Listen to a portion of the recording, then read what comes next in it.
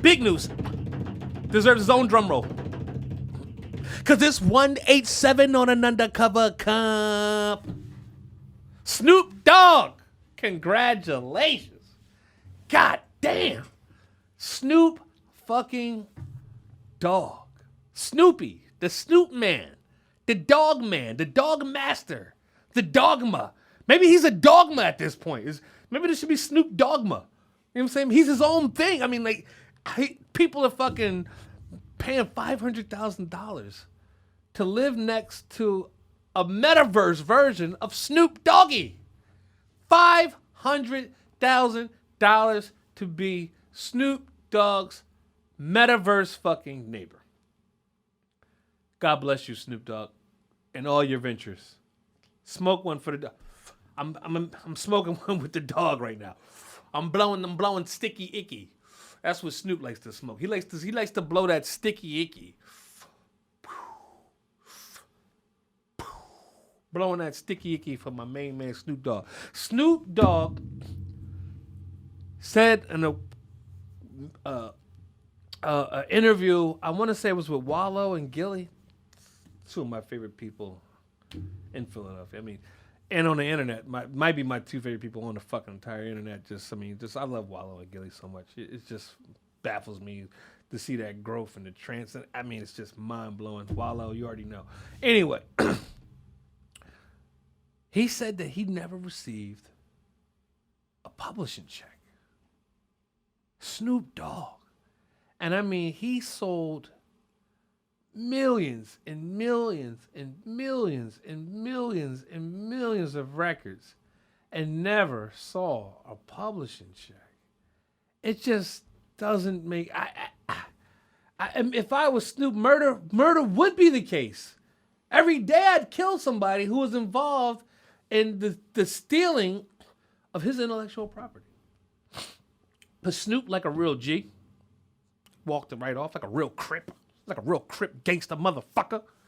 He walked it off. He said, yeah, I'm going to get, I made a bad deal. Fuck it. You know, so I wrote Doggy Style. I wrote Dr. Dre, Chronic.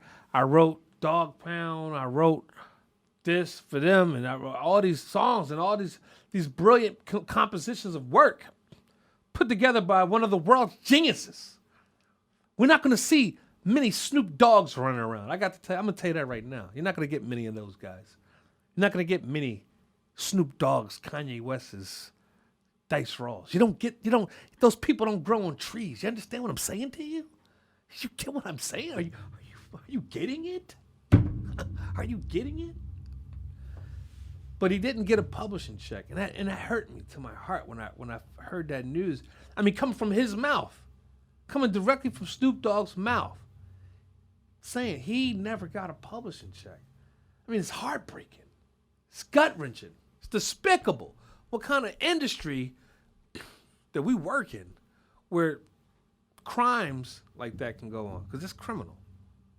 Something like that with Snoop is criminal. But Snoop, like a real G, he walked it off. Like a real Crip gangster motherfucker, he walked it off! And now he's acquired the whole entire catalog of Death Row Records. I mean... Drum roll, please. Snoop Dogg, you are an idol. You are a genius. You are a great businessman. And what you just pulled off, masterful. Masterful. I will say that. Masterful. And I have to give you your kudos, Snoop Dogg. You gangster motherfucker, you. I'm loving it.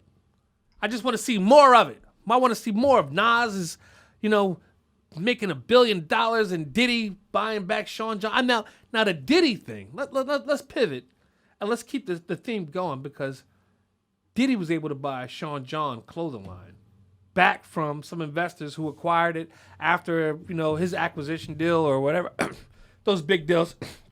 I'm not going to sit here and say I have the brain for big deals like Diddy and Jigga Man. But what I can say is that was a great move that Diddy did.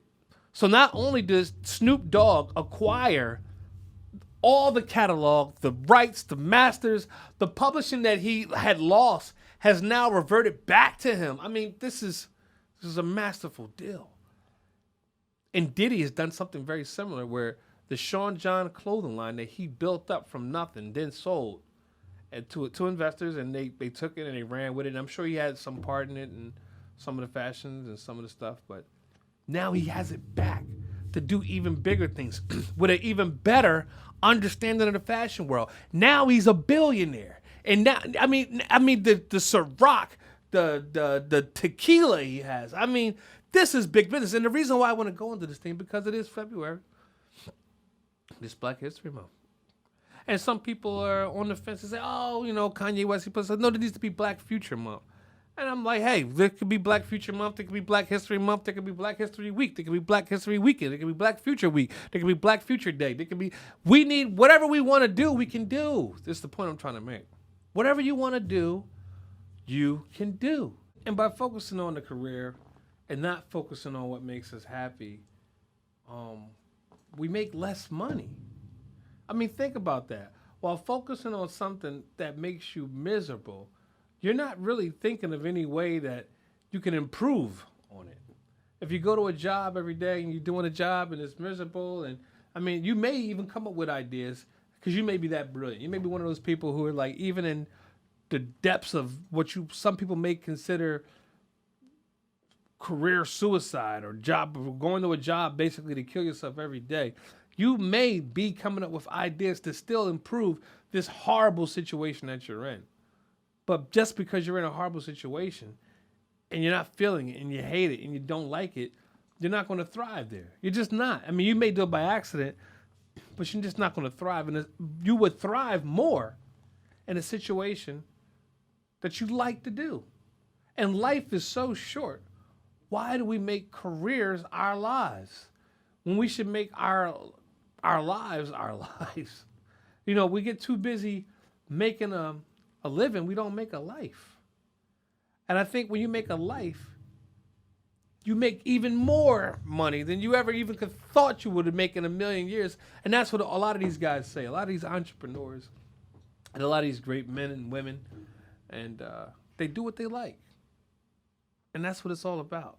Diddy, I'm sure Diddy was doing what he likes. Snoop Dogg, I'm sure he does what he likes. He smokes weed, he rhymes words together, very cool. We love it. It's great. Could you imagine Snoop working at UPS? I mean, he'd be in hell. Could you imagine Diddy working at Chick-fil-A? He'd be miserable there. It's not his thing. He's Diddy, not Chick-fil-A guy. Now think about it. How many people at Chick-fil-A are just like Diddy, but they haven't been given the opportunity? How many people work at UPS or FedEx and just, they don't know Dre, so they couldn't make it happen? Or I think Warren G was the one. Warren G was the connect, I believe. He was the hookup. So you got to think about that, y'all. Let's stop making a living and let's start making lives. Like Snoop and Diddy. I want to be like those guys. And I think you should too. I think you need to take a page. Forget that. We need to take a page out of the Snoop and Diddy book. All right? And just because you did a bad deal earlier on in life, or something bad happened where you got screwed, or somebody lied to you or something like that, you can change that. And it all comes full circle. So you people out there, you remember that. Thanks for watching that. And if you dug that, leave a thumbs up and say what up in the comments. And make sure to subscribe to Stony Island Audio for more.